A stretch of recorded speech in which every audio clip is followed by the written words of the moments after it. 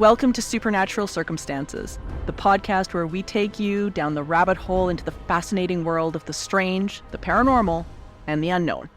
I'm Morgan Knutson. And I'm Mike Brown, and it's time to dim the lights, settle in, come along with us on this week's adventure. So what's the adventure this week, Morgan? If we claim it's an adventure, it better be adventurous. It is pretty adventurous. I think in a scale of 1 to 10, we're hitting at least a 10 here. Oh, wow. Yeah, this is one of my bucket list cases, first of all. This story captivated my attention way back in the 90s when it first came on a show called Castle Ghosts of Ireland with Robert Hardy. Many people probably remember this little series. And it was the story of a fortress, not even a castle, a fortress called Leap Castle. Okay.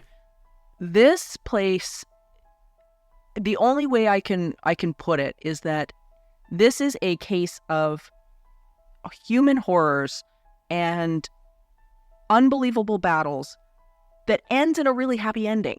Well, that's good. Doesn't it? Yeah. What's interesting about this for me as a researcher, and I think why this bears digging into, is that as horrific as the haunting has been, as upsetting as the past of this castle fortress has been over the centuries, that even the worst situations when it comes to paranormal activity can be turned around. And to me, that's what this is really about. Cool. I like that kind of thing. It's not unidimensional. There's a bit of an arc to it. Yeah, and the entity or entities, I should say, that are involved in this are really unlike many others anywhere in the world. We're going to be talking with the wonderful Vanessa Hogle, and we're going to be talking about this entity, this negative entity that was so terrifying. He ended up in multiple newspapers. Oh, wow. And yeah, over the centuries of various owners that had experienced this creature that left an indelible mark on their psyche, and I think on the psyche of the castle and people's interpretation of when they see this thing, what it brings to mind. So Leap is spelled like leap, and it is. Apparently it's like an Irish translation. Yeah, and it's in a small county in Ireland called County Offaly. Okay. So very remote area, and to set the stage for people that have not seen this thing, if you guys want to take a moment and Google this, it almost looks like Helm's Deep, if anybody's seen Lord of the Rings. Oh, yeah, everybody's seen that. Everybody's seen that, right? And those who haven't, that's what you're doing tonight. But in Helm's Deep, you've got these vast stone walls that are just these sort of blank slates with looming over those dark, dank Ireland skies.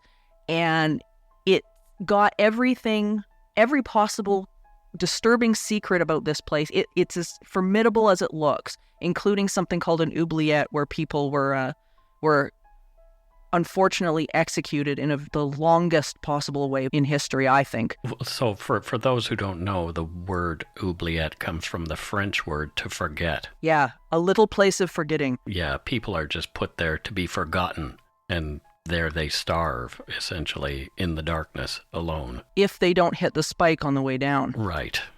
So this place has a history, I think, unlike any others, and it's worth exploring. But the owners that currently have it have made this place a home and a peaceful place to exist and raise their kids. And they've done it in the most beautiful fashion that I think I've ever seen. And it's a lesson for everybody who's walked through life in these, hopefully not this extreme type of situation, but I think it's something everybody can take a lesson from. Cool. Well, I'm looking forward to learning more about it. Oh, let's do this. Okay.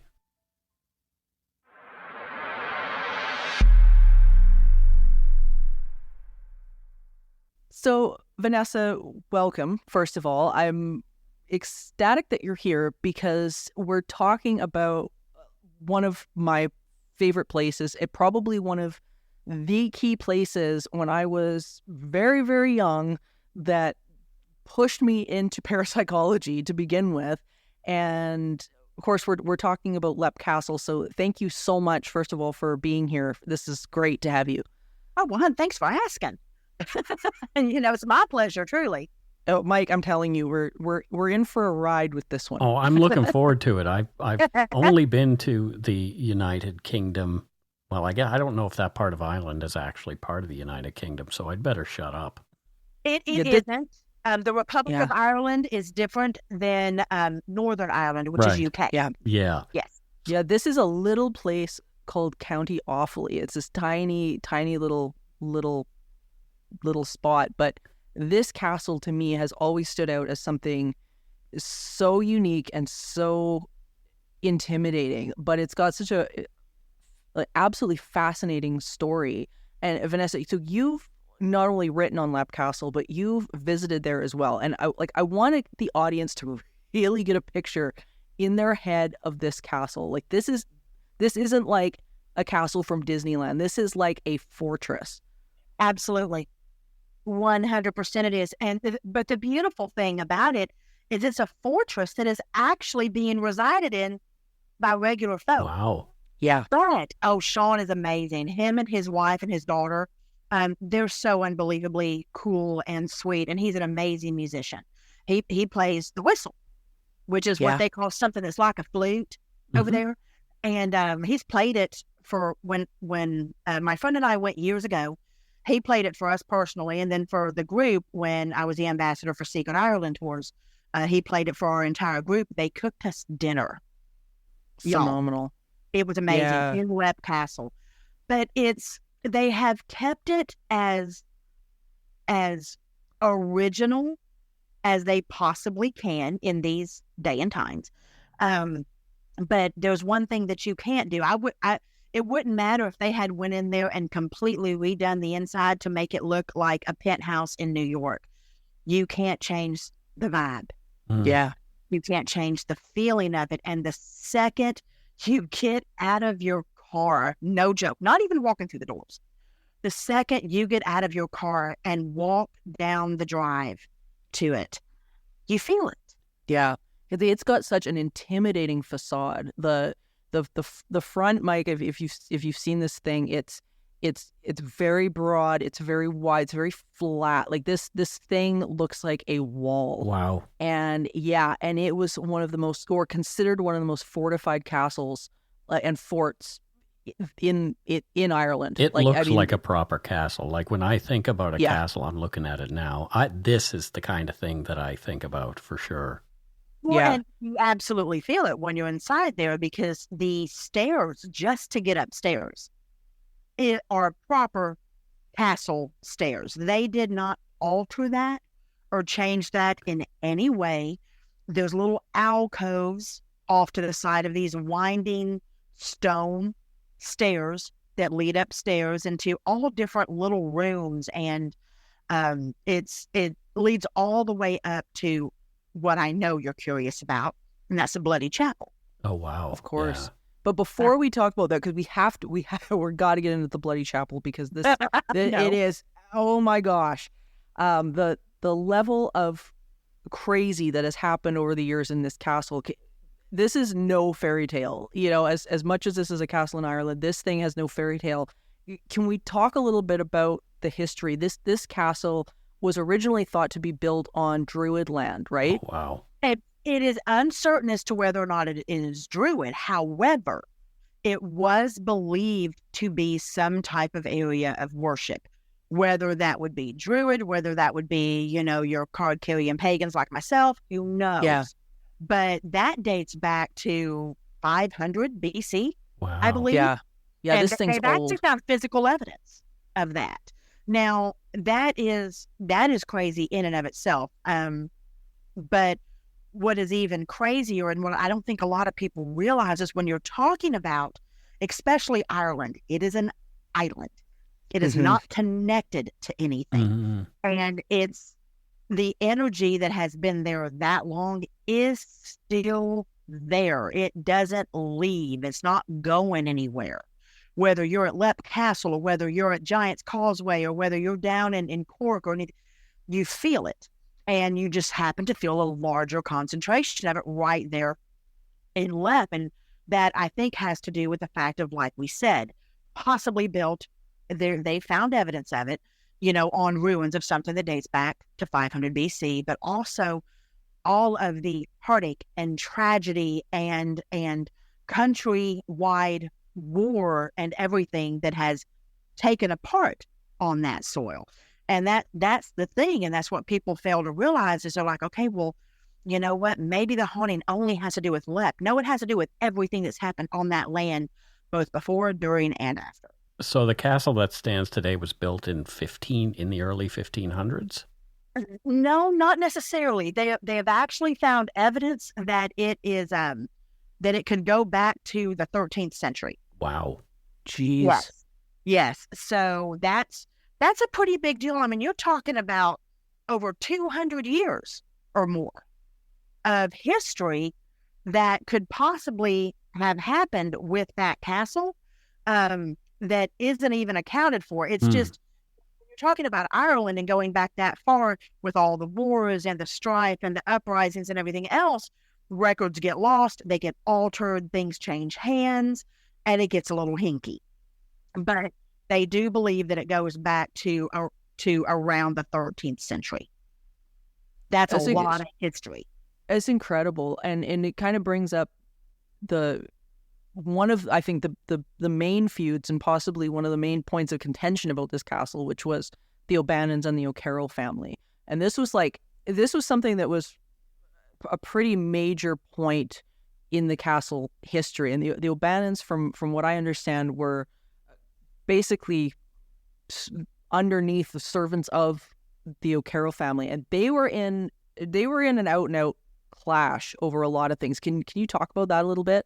Well, the Bannons were like not like in servitude, not that. They weren't that, but they were underneath, like you said, the O'Carroll clan, and which I'm going to get back to something very interesting about that here in just a minute that has to do with Ireland, but they were underneath them, but the infighting wasn't because of the O'Carroll clan.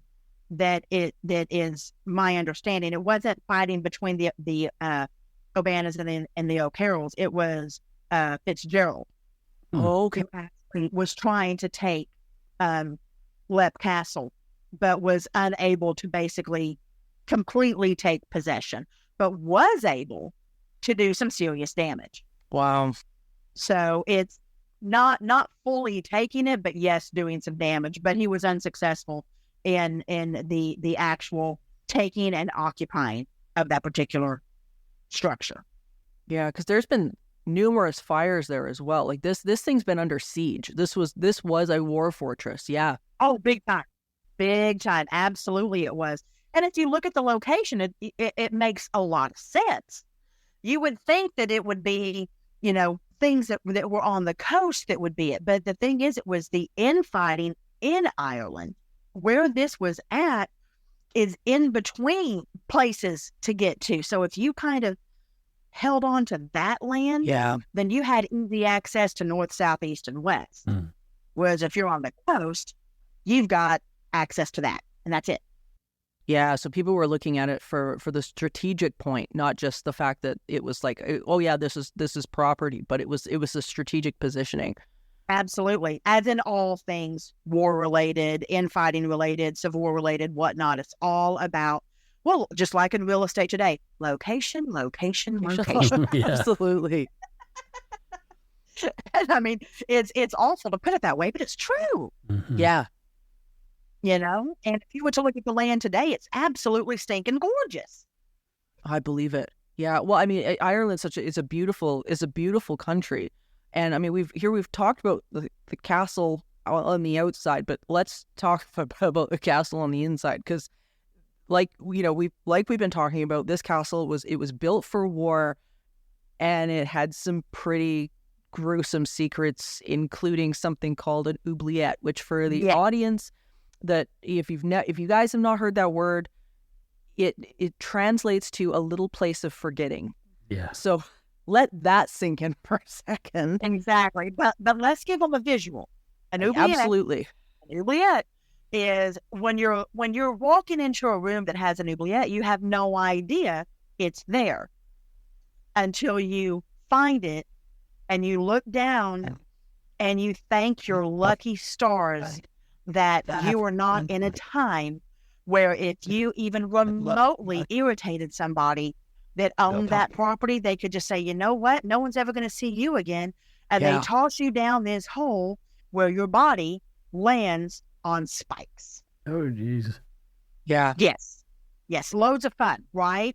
Not really what I want to do on a Saturday afternoon. But that was the way that things were. And don't quote me on this, but it was my understanding that when renovations were going in and being done, and when I say renovations, I mean not making it to how it is today, the level of bones that have been found over time in that area was astronomical. If 3 cartloads is what I had understood. Holy Yeah, it was. Can you imagine? Yeah. Yeah, and when they dug it out, it might get a load of this. So when they dug it out, what was really disturbing is that in the load of bones, they found a pocket watch. Uh-oh. Yeah, which of course, insinuating the fact that this thing had been in use like way later than what people thought. Oh, my. Oh, yeah. It's not, that's not unheard of. Yeah. Over there. It really isn't. Totally off subject for just a moment, but I stayed my second time in Ireland in a little town called Balladrine. And in one of the buildings there, this is no joke, in one of the buildings there, bodies were found inside the walls.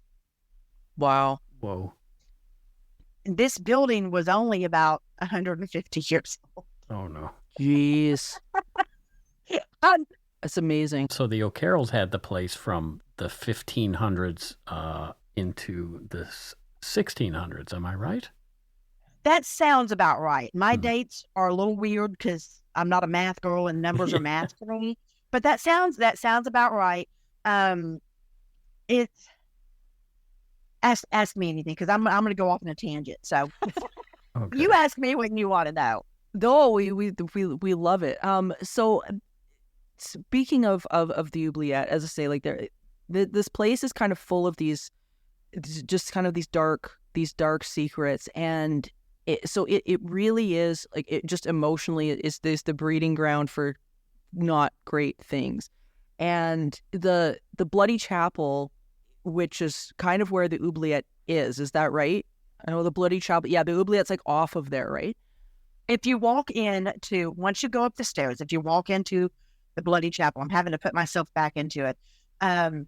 It's got these beautiful, just like a chapel with these beautiful, tall, arched windows.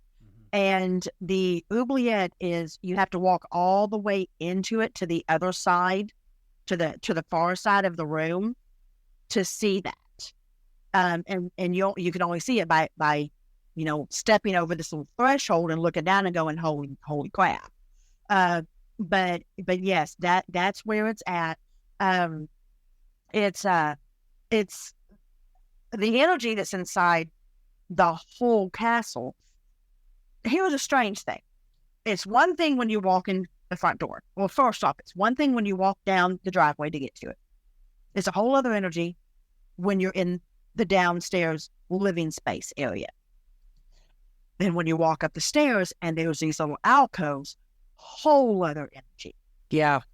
Upstairs bedroom, long table in it, little sleeping alcoves, whole other energy.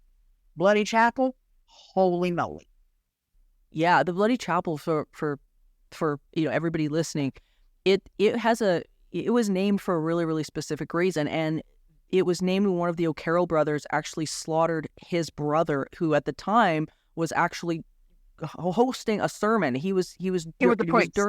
He was a priest. It was during a sermon in the chapel, and both of them at the time of the war, they were standing on two different sides of the war, and right in the middle of the sermon, this guy comes. I think his name was Tig, I think, and he came running up the stairs, and just He attacked his impaled- brother with a sword. Yeah. Yeah, he impaled him, and he collapsed right there. I believe it's a pulpit. Jeepers. Did George R.R. Martin write the history of this place? I mean, Right. holy smokes. It sounds like a scene from Game of Thrones.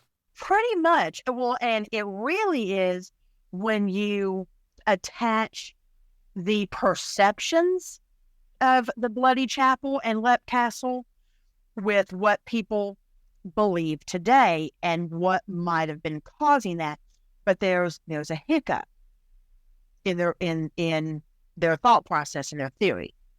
And I would love to get into that, because one of the things that you hear people always ask, and you've seen shows talk about it, Yeah. is they talk about elementals. Right. Okay. And the elemental in the Bloody Chapel. Now, I will tell you this, there is something up there, and it did not care for me. And that is fine.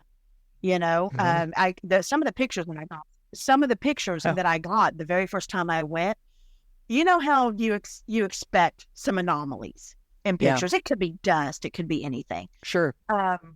These windows do not have glass in them.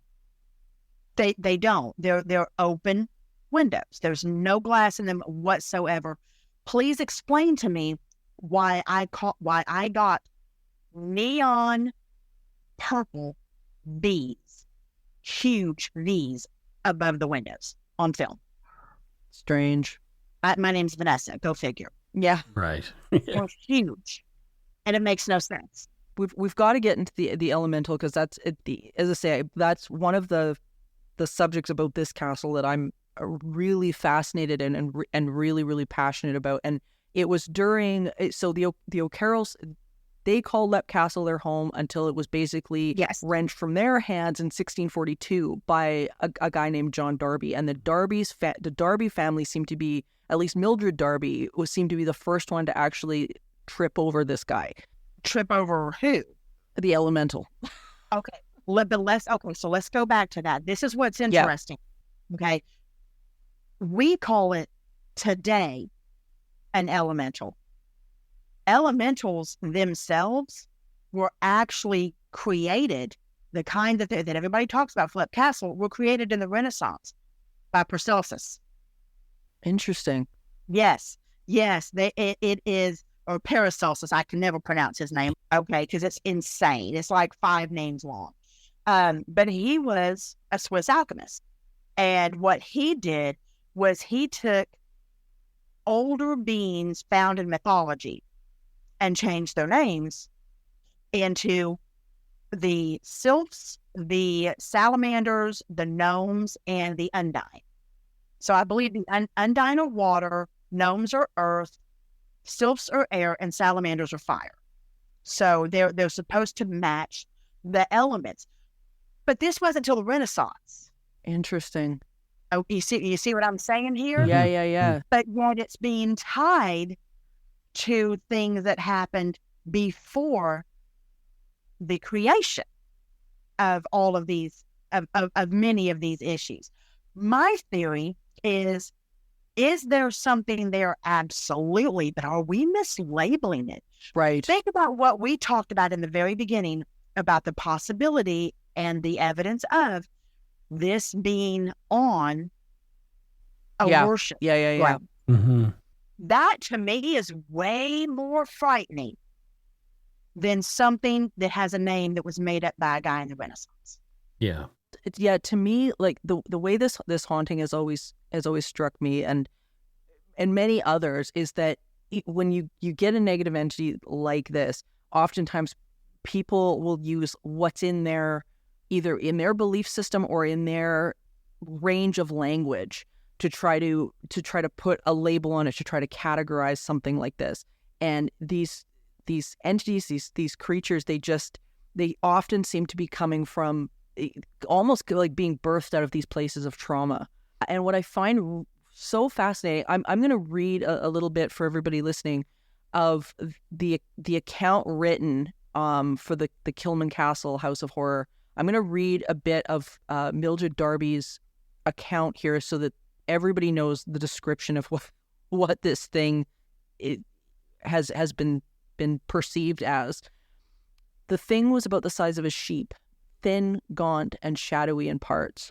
Its face was human, or to be more accurate, inhuman in its vileness, with large holes of blackness for eyes, loose slobbery lips, and a thick saliva-dripping jaw, sloping back suddenly into its neck. Nose it had none, only spreading cancerous cavities, the whole face being a uniform of tint gray.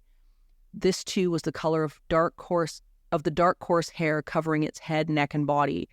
Its forearms were thickly coated in the same hair, so were its paws, large, loose, and hand-shaped, and it sat on its hind legs. One hand or paw was raised, and a claw-like finger was extended, ready to scratch the paint. Its lustreless eyes, which seemed half decomposed and looked incredibly foul, stared into mine, and the horrible smell which had before offended my nostrils, only 100 times intensified, came up into my face, filling me with a deadly nausea. I noticed the lower half of the creature was indefinite and seemed semi-transparent. At least I could see the framework for the door that led into the gallery through its body. So here we've got, to me, something that's almost pulling. It's almost pulling imagery from the space, which is interesting, because there was a history of leprosy in the castle as well. Mhm. And I find it really interesting that it's mirroring bits and pieces of that history in its appearance. And I find this case incredibly interesting for that reason. So I'm going to tell you right now, first off, that description, which thank you for that, because that's actually the first time I've ever heard that. Isn't it? It's amazing. Yeah. It is. And it does not fit the description of any elementals. Yeah. No. It's some sort of thought form or something. I don't know what this thing is. Yeah. What it does fit is pissed off Faye. Oh, that's interesting. Because they can take on the quality of a shapeshifter. And when you're talking about a place like Ireland, you have to realize that they are literally ingrained in their history. Sure. All the way back to the beginning of time, for the most part. Like I said, I've been to Morgan's Cave. That place predates the pyramids by about 3,000 years, if not more. Yeah. So, and it is guarded by, guess what? The Fae. You know, so it's considered to be the entrance, they said, to the underworld, not hell, people. Just be okay with it. But that actually feels to me more like that. And the energy would definitely be something that would fit that, but not what we consider today and what they considered in the Renaissance to be an elemental.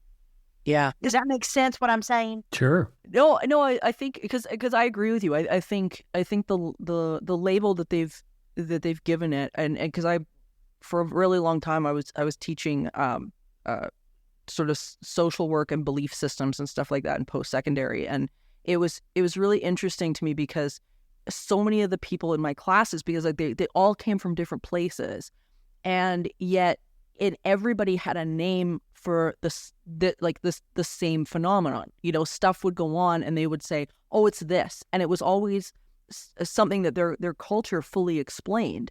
And then someone on the other side of the room would be like, oh yeah, no. You've got it all wrong. It's this thing.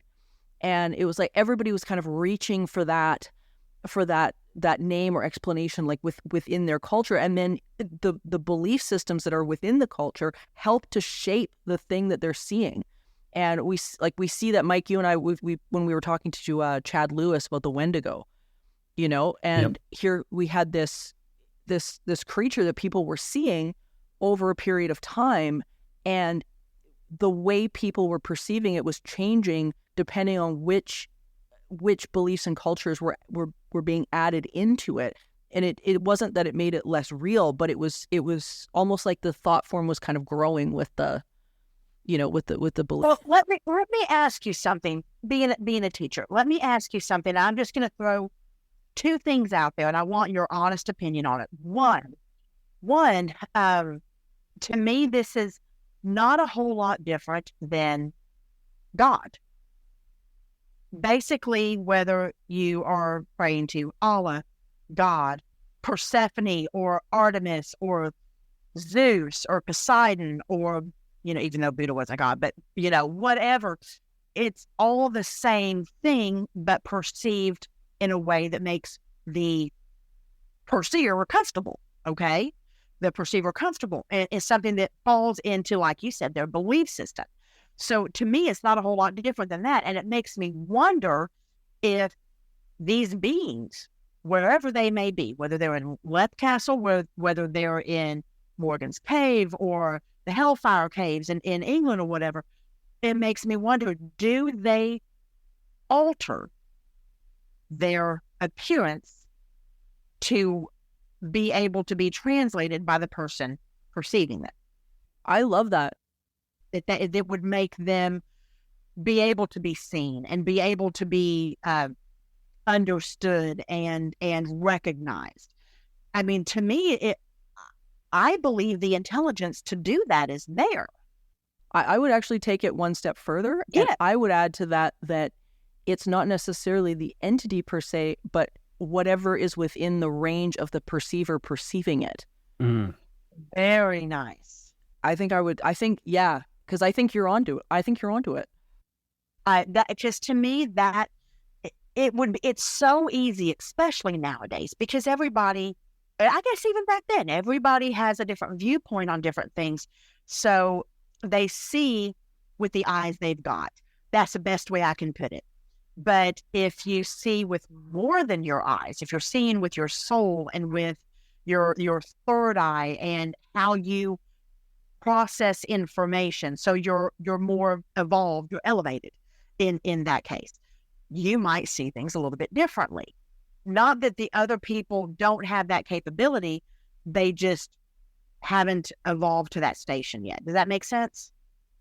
Yeah. Well, and I mean, we see kind of a general example of that when we look at the people who do really well at, say for example, like a Gansfeld experiment or a any sort of parapsychology experiment where you've got people, that are being tested for, how well can you receive this or receptive to this, or how well do you do in an ESP test, and everybody's really in a different place with it, and the more open you are, the better people typically do. And the more closed people are, the more skeptical people are, the worse people usually do. It kind of lines up with even those fundamentals.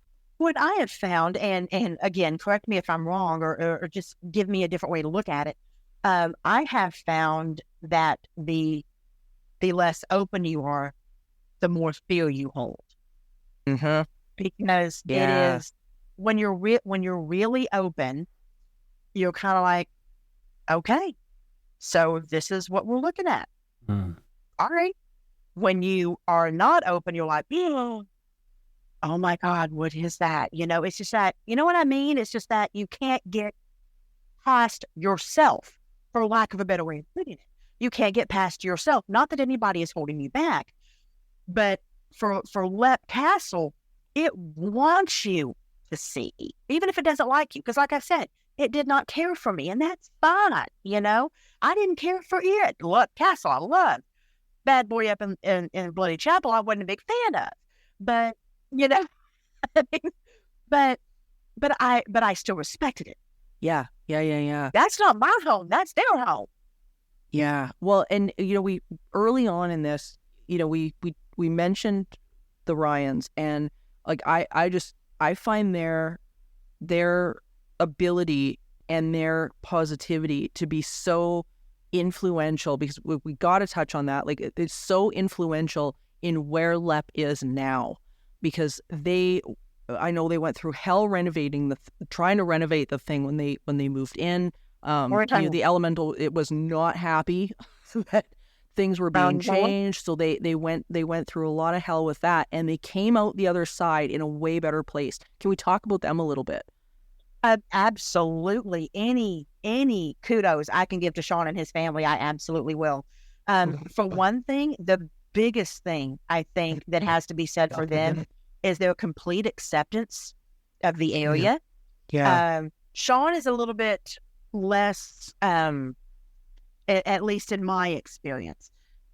He he's a little less to recognize certain things that go on there, but his wife and his daughter obviously recognize it. Yeah. You know, so he's more of the type of, I'm not going to pay attention to it, so I'm not going to worry about it, which is fine, and it works It's a great good for attitude. him. Yeah, it's a good really attitude with is. this. Yeah. It really is. But the love and the care that they show that place, the respect they show the place, and anyone who steps through those doors, as long as the person who steps through those doors shows respect as well, they're completely cool with, you know, and they've done an absolutely brilliant job. They've kept it as like I said, as close to, or, you know, not original, because you can't live that way now, but it's homey and beautiful without being modern and losing its vibe. And they treat it as such, and that's what I want. Anyone that goes there, you need to understand. Yes, you're going there to investigate, of course. Yes, you're going there to observe and to feel, but you're also stepping into somebody's home. Yeah.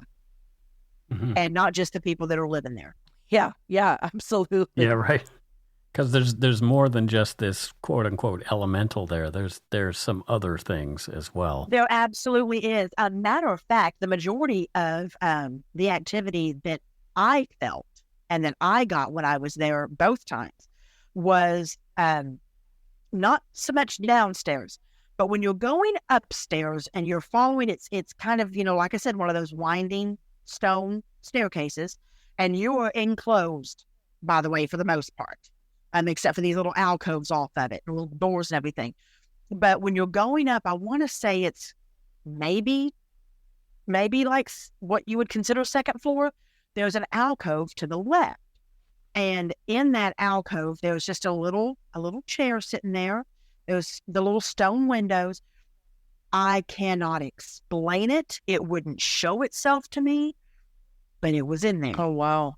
And these windows, there wasn't any bugs when I was there the first time. This was the first time. There wasn't any bugs or anything like that. There wasn't any dust flying around.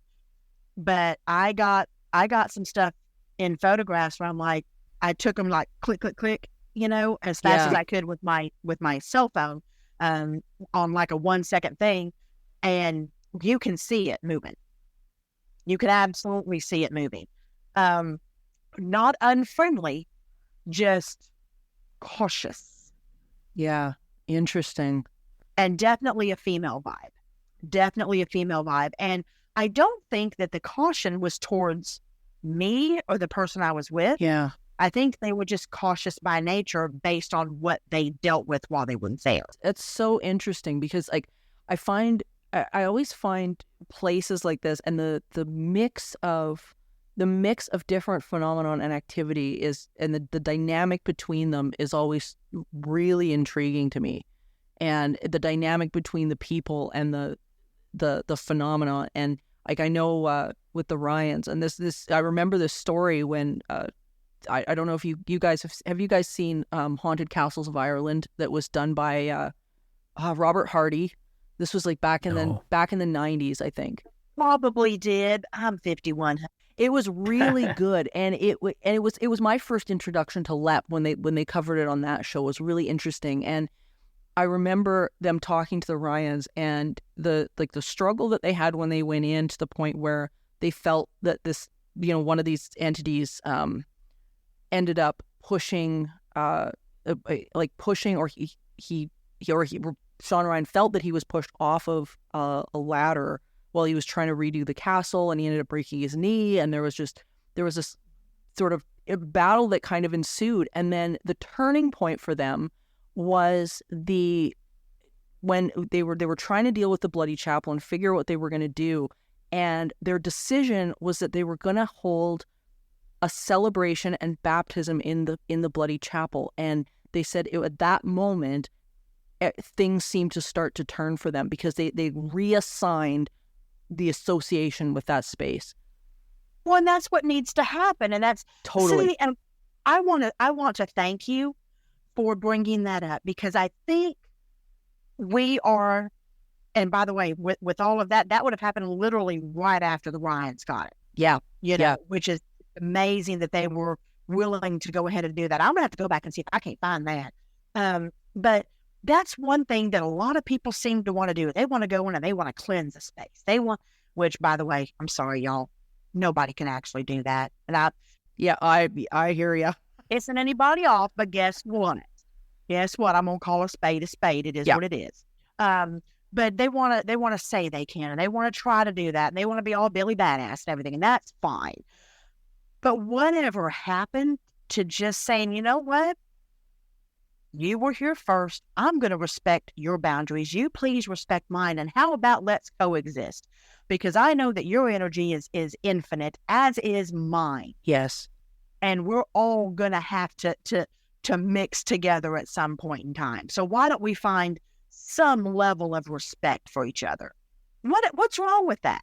Well, and I think you really bring up a good point, because I'm a firm believer in this too, and it really comes down to your own, what you are bringing to the table. And Mike and I've talked about this so many times, that it's how you're coming into the space. It's where, if you're sitting in a sort of in an emotional frequency, or where you're resonating with these things, if you're in anger and frustration and all of those things, you end up resonating with this stuff. You clean up that emotional state, and all of a sudden stuff starts to shift and stuff starts to change. And it's like, and it really comes back to the people. So I couldn't agree with you more. You really hit the nail on the head. You actually just made me realize something that I didn't realize. And I'm pretty damn astute, okay? And I didn't get it. My first trip there was when it didn't care for me. My second trip, it was a completely different vibe for me.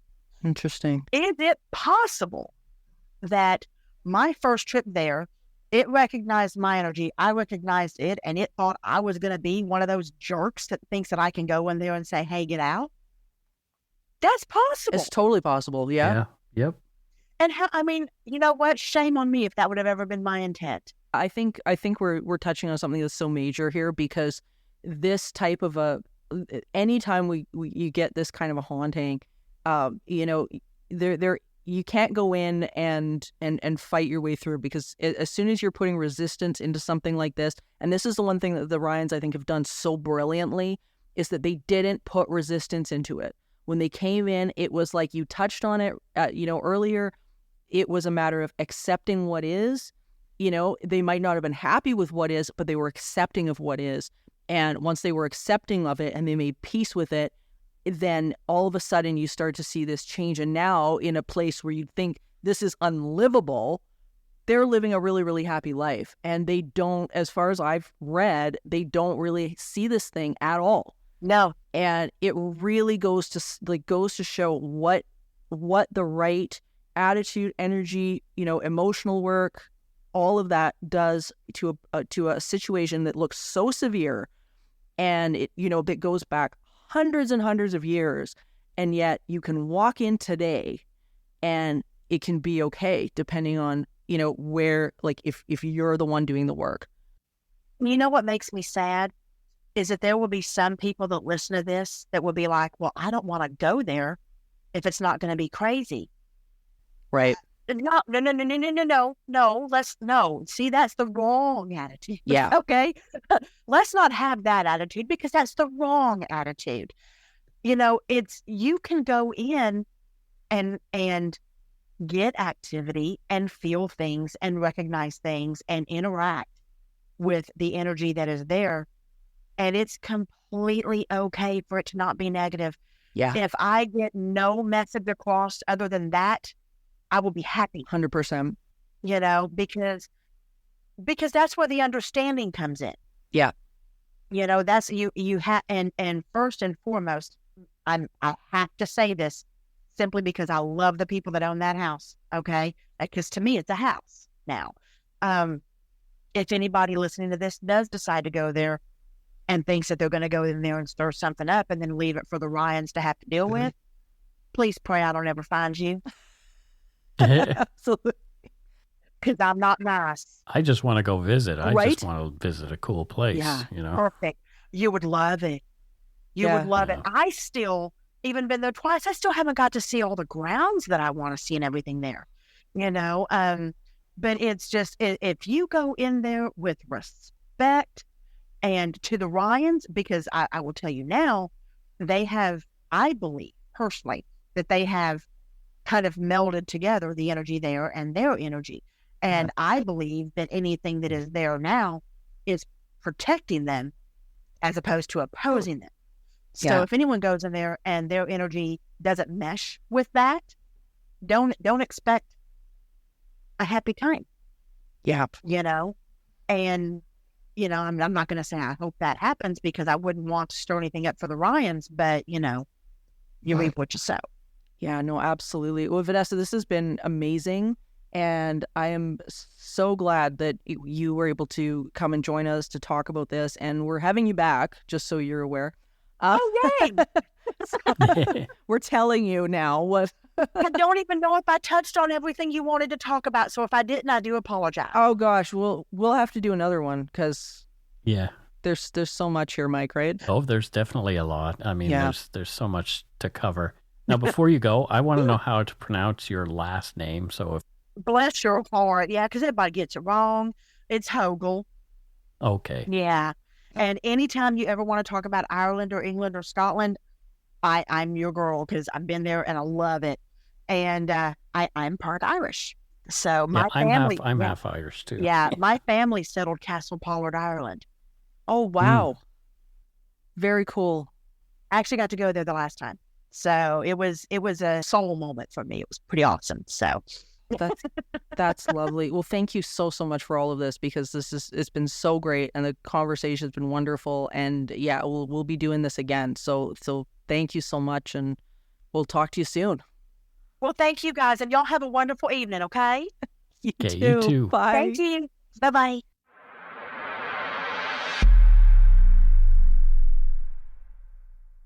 Wow, what a story. I'm really interested about this place. It is obviously a place, if I go to Ireland, I'm going to have to go visit, because holy crap, what a fascinating place. Tell me more about the Ryans. I'm really interested. You said you wanted to talk a bit about them. Absolutely. This is the aspect of the Leap Castle case that has always really fascinated me, because throughout my studies with hauntings and things like that, the human aspect to me is something that is often overlooked.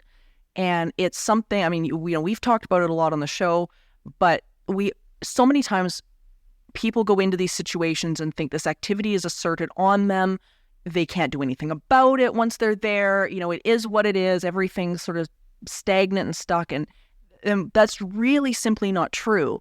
And this case, I think, and the Ryans specifically, have demonstrated this so beautifully, because, you know, as we've just heard from Vanessa, we've had this horrific history, probably one of the most terrifying histories of any castle in the United Kingdom and Ireland. And now we've got this family who has moved in and had this incredible baptism for their baby, and chose to have the baptism and the party in the bloody chapel with the oubliette. Of course, it's been, you know, packed over with dirt and things like that, but it's in the corner of the bloody chapel. Mm-hmm. And they talked about how having that celebration, having that peace, and beginning to reassociate this space with love and joy and positive memories was really such a turning point in reshaping how they were seeing this space and how they were interacting with it, and what a difference it made. Yeah, you've talked a lot about intention as an important part of your experience with anything. And I think that's probably why exorcism works for some people. Yeah. Because they believe that they're changing their perception of the event by allowing something else in, essentially. It makes total sense. And you're making such a great point, because what we see in movies and TV and stuff like that, it really isn't an accurate portrayal of the majority of exorcisms. Most of them, when you go back through history, no matter what culture you pick, and especially the exorcisms in Catholicism and whatnot, they're actually done in silence.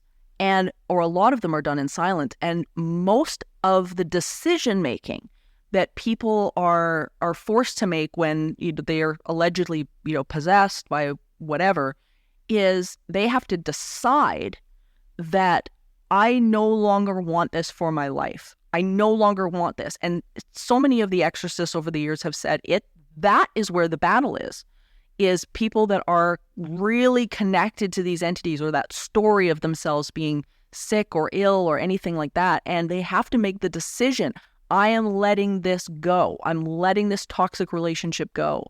And that's when there's a breakthrough within the exorcism. So I think with cases like this, we kind of see again that sort of that pattern reflected back yet again.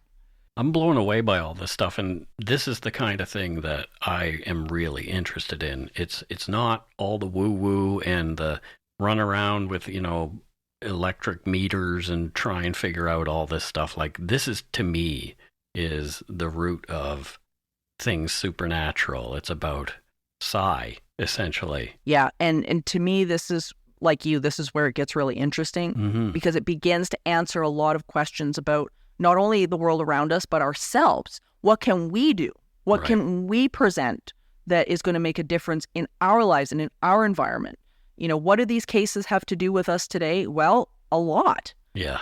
Cool. Well, Leap Castle, very, very interesting case. It's phenomenal. And it's one of my, as I say, bucket list cases. It's one of the first cases that got me interested in pursuing this entire world of parapsychology as a career, because it was so impactful. And I don't think it's going to be the last time we touch on this case, because there's so much more that we didn't talk about. Yeah, for sure. So I guess people can Google in the meantime. Absolutely. There's so many resources. The Leap Castle official website as well. They have got information galore. The research that has been done has been so thorough over the years. And it's Ghosts Abroad, Ireland, which is Vanessa Hogle's book. There's Leap Castles featured in there as well, so they can check that out. Well, thank you, listeners, for joining us on this eerie expedition. And remember, the line between the natural and the supernatural is often a thin one. Until next time, stay curious, friends.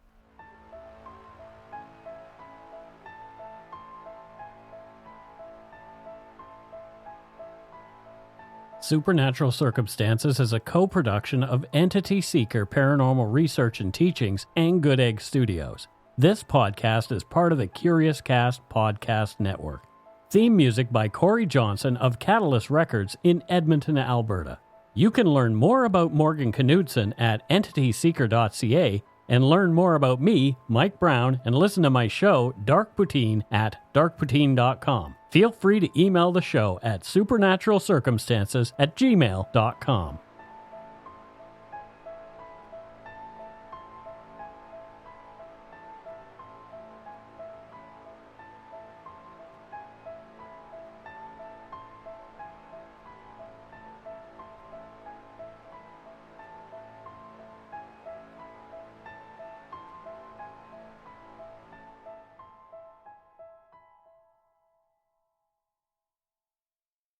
Hi, it's Shauna, and I might be a bad parent because my kids think French fries are vegetables. Hey, it's Ryan, and I might be a bad parent because I went out for wings when my wife was in the hospital after giving birth. Johnny here. I might be a bad parent because in my house, the tooth fairy gives pocket change. But we're not alone. Len emailed us and said his 6-year-old daughter's Tarzan moment going from love seat to lazy boy by curtains made him more proud than any dance recital. And Andy left his 2-year-old at the rink. All right, guys, I'm sure we're not alone. Like Andy's kid.